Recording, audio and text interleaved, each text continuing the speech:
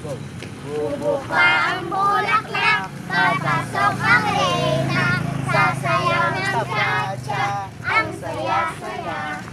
Bumpiyaya, bumpiyaya, bumpiyaya.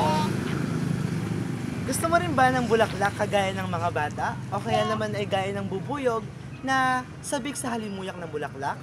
Ako si RJ Guillaume at ngayong araw ating pag-usapan ang tungkol sa bulaklak. Tara na! Tara! Marahil ang kinagisnan natin na definisyon ng bulaklak ay ang pampatingkad, pampaganda o palamuti sa isang bagay. Ano nga ba ang definisyon ng bulaklak?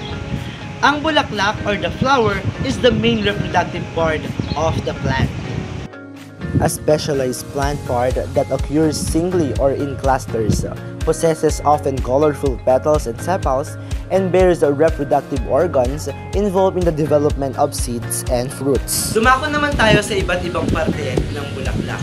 There are 4 main parts of the flower, including petals, sepals, pistil, and stamen.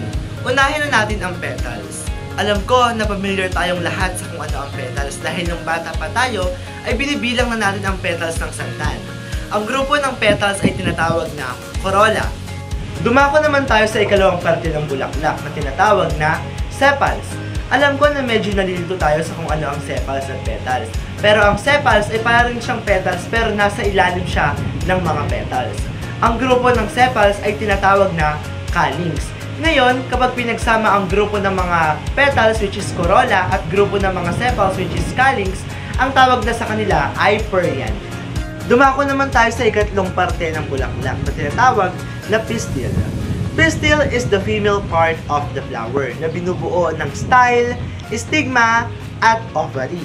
At ang huling parte naman ng bulaklak ay ang stamen, which is the male part of the flower. Binubuo naman ito ng anther at filament.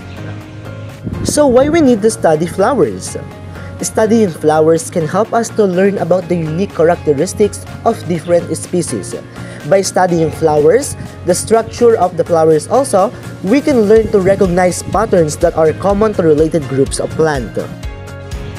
Bago ko lubusang wakasan ang video na ito, gusto ko munang ipanood at iparinig sa inyo ang spoken poetry na inihandog ko na konektado sa aralin natin ngayon. Let's watch this!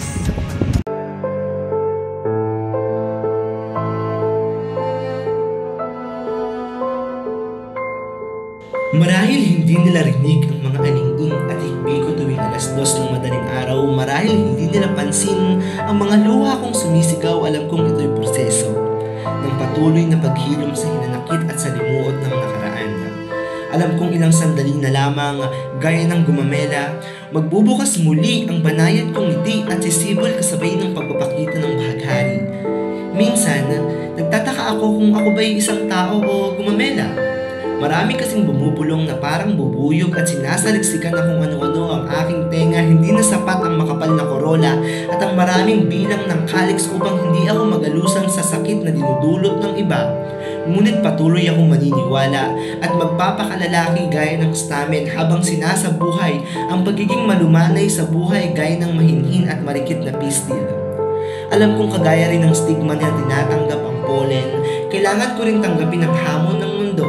Kahit ngalay ang aking leeg gaya ng style, alam kong kailangang panatag pa rin ang loob, kagaya ng ovule sa loob ng ovary.